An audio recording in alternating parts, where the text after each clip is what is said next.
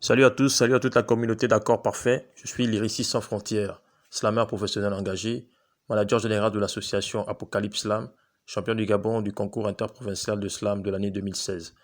Mon histoire avec l'écriture remonte depuis le cours élémentaire, donc j'étais encore au primaire.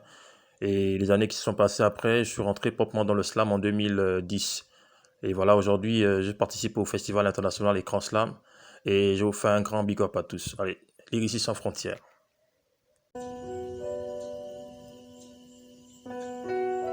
Lyriciste Sans Frontières.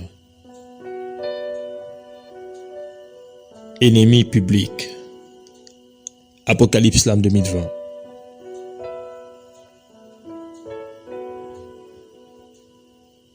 Au nom du vers et du verbe, je verse ce vers de mots vers ta figure pour éprouver tes nerfs dans cette guerre face à ce mercenaire de notre ère qui marche fier dans l'air et en l'art de se répandre de Pékin en Libye en passant par l'Italie et qui parie qu'aucun pays n'a échappé au stigmate de ce tueur en série qui exhibe à la face du monde les folies de ses raisons personnelles qui ont inspiré son agressivité passionnelle en tuant des milliers de gens par semaine.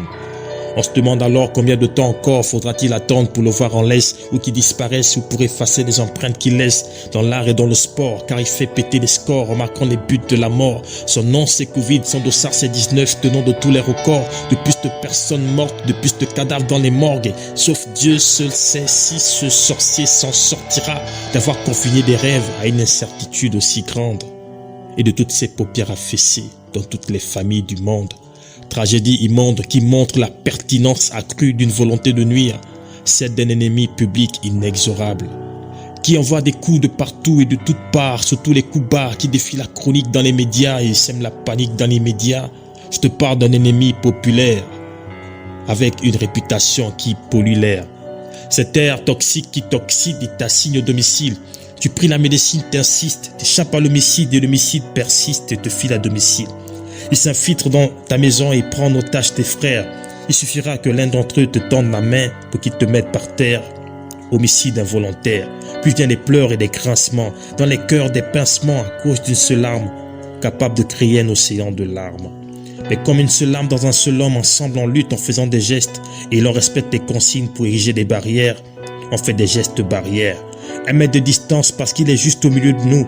Alors on parle en langage de sourd pour lui demander de partir et il faut pas se mentir, on veut pas le sentir. On garde la distance en guise de barrière et si l'on porte des bavettes, c'est parce qu'il bave dans l'air.